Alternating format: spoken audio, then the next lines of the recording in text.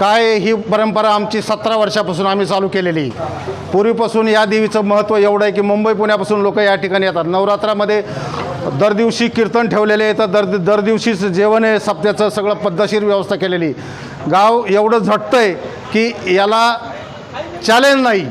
आणि हे 21 तारखेला माहूरकडून म्हणजे आज इथं पोहोचलेत.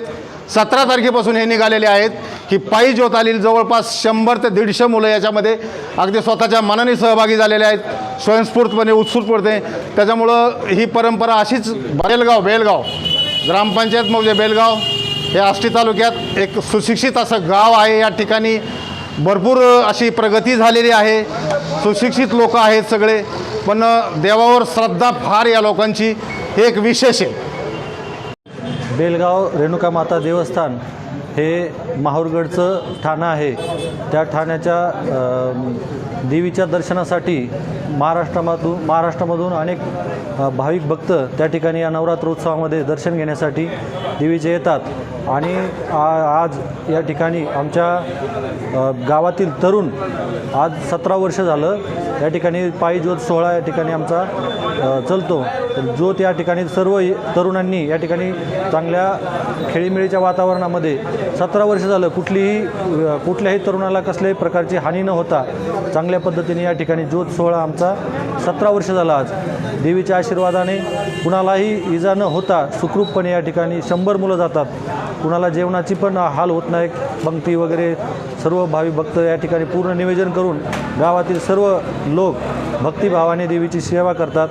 आणि देवीला कुठलंही आमच्या गावामध्ये एखादा व्यवसाय चालू करायचा म्हणलं, दुकान चालू करायचं म्हणलं, देवीच्या नावाने आम्ही या ठिकाणी करतो आणि देवीला श्रद्धेने मनोभावे तिची सेवा करतो. तसेच तीर्थक्षेत्र विकास, ग्रामीण तीर्थक्षेत्र विकास अहिल्याबाई होळकर योजनेअंतर्गत माननीय आमदार सुरेश अण्णा धस यांनी या ठिकाणी 5 कोटीचा निधी दिला आणि त्या ठिकाणी देवीच्या परिसरात कायापालट झाला व विविध विकास कामे या ठिकाणी होऊन एकदम सुंदर असं या ठिकाणी प्रेक्षणीय स्थळ आष्टीच्या जवळ म्हणता येईल चांगल्या पद्धतीचं स्थळ त्या ठिकाणी लोकांना येण्यासाठी म्हणजे भक्तिभावाने लोकांना दर्शन येण्यासाठी चांगलं स्थळ या ठिकाणी सर्व ग्रामस्थांच्या वतीनं अण्णांच्या सहकार्याने या ठिकाणी आम्ही करणार आहोत. सर्व ग्रामस्थ तसेच ग्रामपंचायत सरपंच पूर्ण टीम त्या ठिकाणी अहोरात्र झटून देवीचा जास्त प्रमाणात कसा विकास करता येईल परिसरामध्ये आणि पर्यटन स्थळ कसं करता येईल अण्णांच्या माध्यमातून आम्ही अजून 5 कोटीचं पर्यटन क्षेत्रामधून प्रस्ताव त्या ठिकाणी शासनाकडे मागणी केली आहे. आणि बेलगाव रेणुका माता देवस्थानाला ब दर्जा प्राप्त झाला. आता आम्ही अ दर्जासाठी 25 कोटी रुपये मिळवण्यासाठी या ठिकाणी प्रयत्न करत आहोत.